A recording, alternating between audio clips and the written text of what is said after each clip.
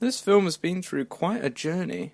Quite a journey indeed. Hello everybody, Amazing Gamer 111 here, and today I'm going to be giving my thoughts on Willy's Wonderland. I had the pleasure of watching this with my younger brother last night on Amazon Prime, and I gotta say, this is not what I expected. Let's hop right into the story right away, shall we? It's birthday time!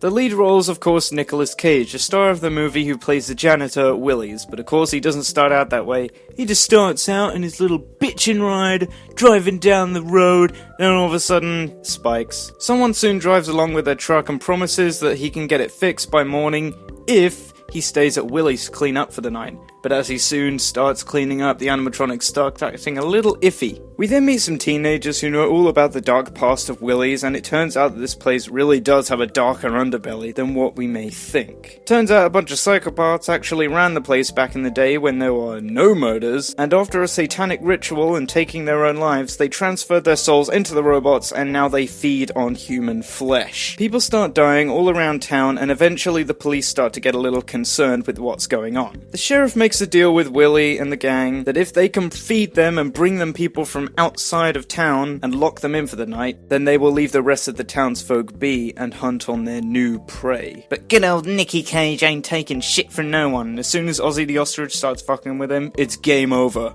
The teenagers soon find a way to break into the restaurant to attempt to save Nick, even though he doesn't really need saving. Since he's not locked in there with the robots are locked in there with him. The teenagers sneak up onto the roof to find a way inside, but then the roof ends up giving way and they all fall into the ball pit below. Pretty soon, the more two-dimensional teenagers of the cast end up getting killed off by Willy and his friends. Eventually, it's just the main girl and the main boy left, with the sheriff breaking in claiming that this is not how things are supposed to go down in the first place. She then explains to everyone that they bring people from outside of town inside to feed the robots. She does apologize to Willy for this inconvenience, but Willy ain't taking sorry for an answer and ends up slicing her in half, Jesus Christ. Leading to an epic final battle between Nicolas Cage and Willy himself. Of course, our boy Nick ends up winning, ripping off Willy's head, and then leaving the building.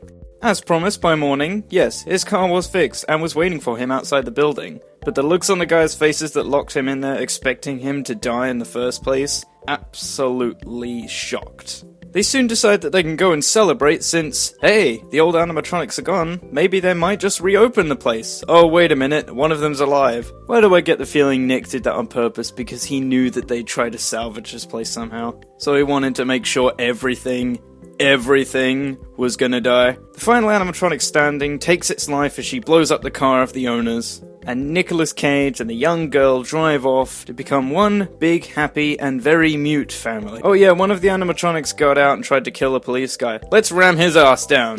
And that's basically the main plot of Willy's Wonderland summed up in a nutshell. Now to give my overall initial thoughts on the movie. Compared to the Banana Splits, this is a massive step up, as this may be just low budget, sure, but oh my god, the visuals are so well done in this film. The animatronics feel like real robots and not just people in costumes with overlay sound effects of robots stepping back and forth. The voices for the animatronics and the voice lines aren't half as goofy or annoying or makes me want to rip my fucking ears off. The gore isn't so half-assed and forced. The story, yeah, simple and a little cheesy at times, is still really fun to watch. I'd have to say my favorite attack scene of the animatronic, though it was short, it was definitely Ozzy the Ostrich. That crocodile thing takes a close second in the vents though, and that frickin' siren thing, crawling on all fours? Yeah, that doesn't sound familiar. Also, Mike Schmidt is in the frickin' credits, what the frick? Can't say I was rooting for the teenagers the entire time, since only one of them actually felt real to me and the others were just a bland copy and paste of, oh, there's the bitch, oh, there's the nerdy shy guy who likes the main girl, oh look, here's some extra characters that we're probably not gonna remember existed by the end of this film. People can make as many jokes about Nick not talking as much as they want, but I think it works better when he doesn't say a word, leaving it all up to the body language and his facial expression to show exactly what he's thinking. The music is really well composed as well, and the settings, oh my god. They're beautiful, as well as the animatronic designs. You could tell this was a massive step up from Banana Splits, and they wanted to make this as good as they possibly could with the budget they had. This film did a good job setting a darker atmosphere, but not to the point where it really does scare the audience, as it is not a full-on horror movie, it's more of a horror comedy. Say 75% horror, 25% comedy. Because oh my god,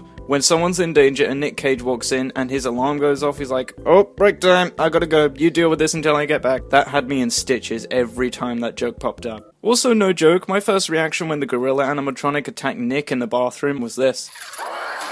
Oh my god, Harambe, you're alive! Also, the beatings the animatronics take, Jesus Christ, I didn't know Nicolas Cage could kick so much robot ass in just an hour and 30 minutes. From the first robot's death, Willy and their friends are not afraid to get the living shit kicked out of them if it means getting their food tonight. The CGI in this film, as well, is absolutely incredible. The eyelids alone on the animatronic showing all the facial expressions is also just brilliant. I mean, look at this.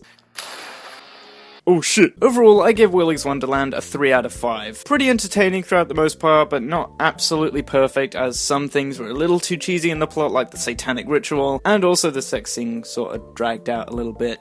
Other than that, a great movie. I recommend any FNAF fan to give this a watch, without the whole, ooh, it's just another FNAF ripoff in mind. This movie doesn't even cost that much, so I definitely recommend you at least give it a try. I wouldn't say it's groundbreaking, but without a doubt, it is a step up from the shit show that was the Banana Splits movie. I mean, oh my god, that was garbage! Anyways guys, thanks very much for watching my review on Willy's Wonderland. I'm the Amazing Gamer 111, and I'll see you all in the next video. Let me know what you thought about this movie in the comments below if you've seen it, and I'll see you guys in the next video. Bye bye! Thanks for visiting Willy's Wonderland. Hope you had a fantabulous time. Skip it up and down.